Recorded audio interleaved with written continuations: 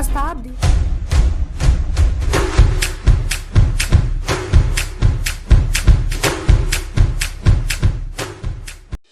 जिला जेल की खराब व्यवस्था अब धीरे धीरे पटरी पर लौटने लगी है।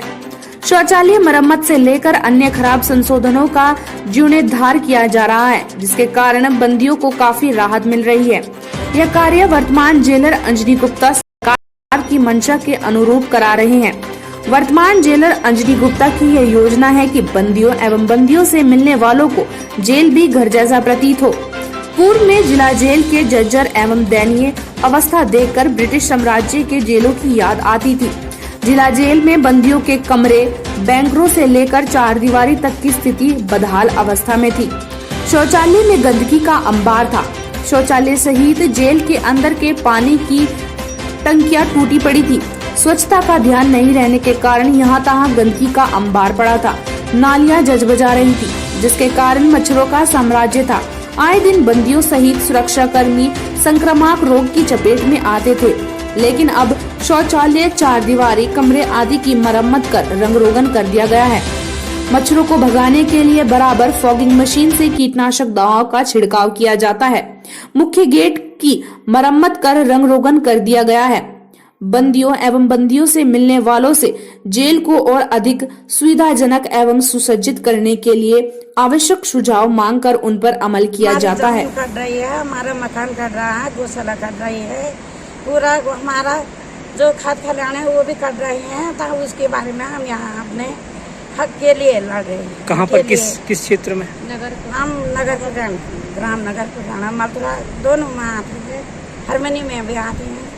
हम नगर प्रधान मथुरा अलग ग्राम से। क्या आपको गरीब बिहारों ने आश्वासन दिया कि आपको सही मुआवजा मिलेगा? आपको कुछ सर अभी तो कुछ नहीं दिया। वो समय थोड़ा बहुत बच गई हमारी जमीन, तो वो समय कुछ नहीं था। अभी बोल रही कि नया चोट हो रही है, तो तब लड़ रही है ना। आश्वासन दे रखी उन्हें, तो तभी आए हम। जब उन्हें हमारे को ऑर्डर दिया कि भाई आप यहाँ आओ, मीटिंग में आओ, तब बोला था हम आ गए। फिर हमारी बात आप तक पहुँचे, सरकार तक पहुँची। अभी जो जन सुनवाई हुई तो उसमें हमारे एसडीएम साहब भी यहाँ पर थे और तहसीलदार थे, कई हमारे प्रमुख साहब भी थे। तो उसमें मैंने यही मांग रखी थी, आप जब यहाँ पर कृषि भूमि को एक्वायर कर रहे हैं और उसके अंतर्गत कृषि भूमि भी आ रही है और कृषि भूमि तो आ ही रही है, उसके साथ साथ जो मार्केट से जो रोड कट रही है उस पर काफी निजी भवन है, काफी दुकानें हैं। तो उसके मुआवजे के परिप्रेक्ष्य में हमने बात की है।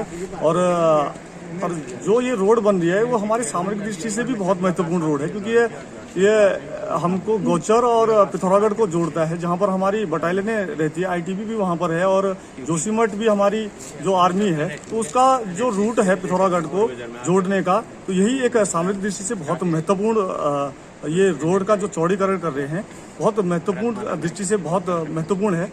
तो हमारे काश्तकार भी इसमें सारे सरकार के जो भूमि अधिग्रहण करने जो हमारे विभागीय लोग आए हैं उनका साथ दे रही है, लेकिन उनकी जो मांगे हैं हमने यहाँ पर जो संबंधित विभागीय लोग आए थे उनके समक्ष रखा है और उन्होंने हमको यह कहकर उनका समस्याओं का निपटारण जल्दी होगा, यह विभागीय अधिकारियों ने हमको दिया है। आज की सुनवाई सिमली ग्वालदम राज्य राजमार्ग संख्या 11 के विस्तारीकरण एवं चौड़ीकरण के संबंध में जन सुनवाई नियत की गई थी, जो माननीय जिलाधिकारी महोदय के द्वारा भेजे गए पत्र के क्रम में हम लोगों ने आज जन सुनवाई का आयोजन किया गया था, जिसमें बीआरओ से एई, जेई और उनके अमीन ने प्रतिभाग किया। तहसीलदार नारायण पकड़ भी यहाँ पे उपस्थित थे और सभी जनता का समस्याओं को यहाँ पे लिया गया है चौड़ीकरण से संबंध में, और उन समस्याओं का संबंधित विभाग से प्रत्युत्तर भी लिया गया अभी, और उनको निर्देशित किया गया है कि उनकी जो समस्याएं हैं उनको एड्रेस करेंगे, और साथ ही जो समस्याएं इनके स्तर की जो इस स्तर पे समाधान जिनका नहीं हो सकता है उनको जिलाधिकारी महोदय को प्रेषित कर दिया जाए। सर, जैसे कि ये जो बाईपास वाला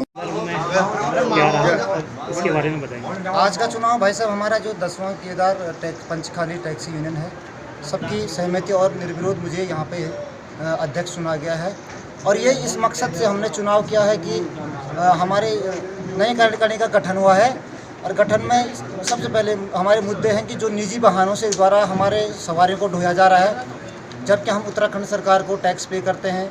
उसके बाद जितने भी चुनाव होते हैं, प्रधान से लेकर प्रधानमंत्री के चुनाव में हमारे सारा सहयोग प्रशासन शासन को रहता है। तो मेरा साफ संदेश जनता में यही है कि मैं सारे बंधुओं से अपने निवेदन करूंगा, जितने भी टैक्सी हमारी टैक्सी के अलावा जो निजी वाहन है वो अपने हमारी सवारियाँ ढो रहे हैं, तो ऐसा ना करके मैं नम्र निवेदन करता हूं कि हमें किसी पर इस प्रकार की कार्रवाई ना करनी पड़े।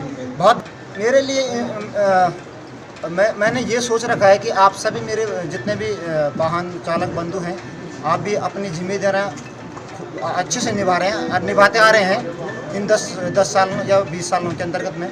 मेरा इनको भी ये कहना है कि आप भी थोड़ा से नशा पानी में गाड़ी ना चलाएं और किसी से अभद्रता ना करें। देखो, जनता के बीच हमको रहना है तो इसका भी हमें ख्याल रखना पड़ेगा। लेकिन मेरा जो मेन फोकस है प्राइवेट नंबरों को, और मैं शासन प्रशासन से भी इस विषय में मिलूंगा और अपनी बातों को प्रमुखता से रखूंगा।